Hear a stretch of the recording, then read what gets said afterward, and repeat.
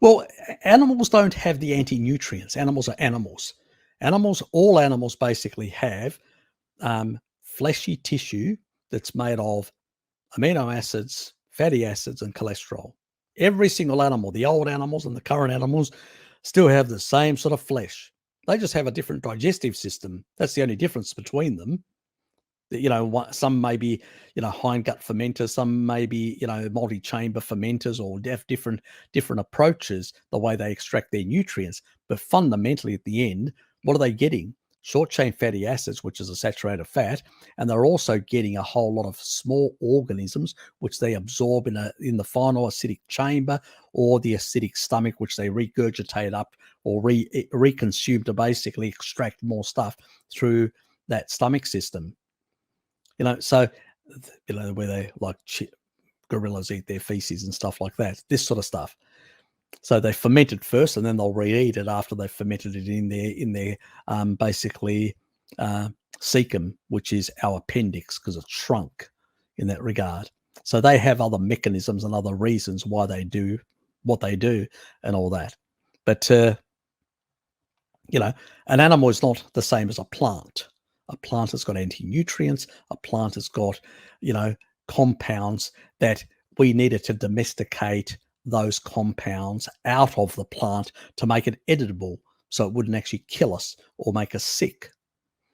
So we reduced that. We've modified that. Animals, we may have domesticated certain animals and all that, but to make them more calmer, more easier to handle. Basically, what we've made is we've made a wolf, we've turned into a dog, which is more docile and more loyal. We've taken basically animals like big, like cows and bulls and stuff like that, which in the old days, there would have been those aurochs, the big, really rough. Their genetics are very similar, but we've actually domesticated them, actually made them more placid. We've encouraged certain, epigenetically and all that. But generally speaking, if you look at the flesh of these animals and all that, very similar. Even the fat composition is not too dissimilar, This is the other nonsense that a lot of vegans say, oh, the animals in the wild are leaner. Actually, yes. if you look at antelopes and stuff like that, the level of fat to protein composition is very similar to many of our domesticated animals. Mm-hmm. So, it's nonsense. There's only one difference in one of the animals, which is much closer to the old mammoths and stuff like that, but it's not close to them.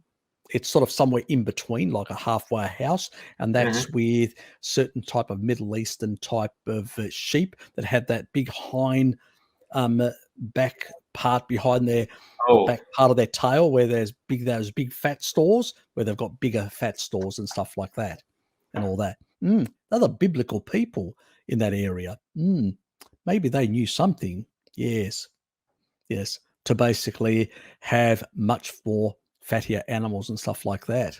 That's what our distant ancestors in the paleo world used to consume. But look, animal safety, there's no anti-nutrients. So, fat, cholesterol, and protein in an animal is the same thing in every animal. So just because it looks different, if a cow looks different than a sheep, you're still getting amino acids, fatty acids, and cholesterol from that animal. So what's the difference? Fundamentally, when it hits your stomach, it all gets denatured, Jason. In your stomach acidity being at a pH of 1 to 1.5 is denaturing your food. It's breaking it down to basic amino acids, fatty acids in that stomach. That's the purpose of a highly acidic stomach, to do that. Because you don't want foreign proteins coming in. They can be sort of reactive if they get into the bloodstream. So basically, we break down all stuff we get denatured, because everybody goes, oh, denatured protein is really going to... Well, that's what the stomach does. It denatures protein to basic amino acids. And then you absorb them through the middle part of your intestine, those amino acids, and then your body takes those amino acids as building blocks and uses protease type enzymes to basically build those amino acids into, peptides, which is short chain aminos, or more complex enzymatic structures by transcription in the basically mRNA, messenger mRNA from your genes that tell the actual that endoplasmic reticulum around that rough part around the actual nucleus. That's where the machinery that basically where you're actually producing all these different proteins structures. That's where they're produced. Your enzymes and everything else are produced there. That's the area. And that's where it also needs taurine to properly guarantee the proper protein folding of those proteins so they function properly. Yes, very important. Once you understand these sort of things, you realize, plants are not the same. Plants have certain similar structures, but they have very different defense mechanisms. Animals, they have nails, big hooves, and stuff like that. That's not an anti-nutrient. That's just a different structure using the same materials. It's a different thing. In an animal, in a plant, obviously, it's a different, very cellulose type structures are very similar, but everything else can be quite different because it's using chemical warfare to defend itself. Not the same. Animals do not use chemical warfare. They use nails, hooves, and us, bows and arrows, and now guns and nuclear bombs and whatever else to defend ourselves. So very different. So let's not confuse the two.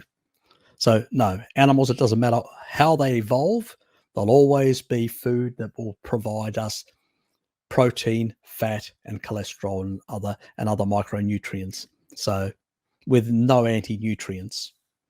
And they'll only harm us if basically, they're a cat, like a lion or whatever, and we basically are not, a bit careless in the way we move on the savannah, and then they may rip us to pieces.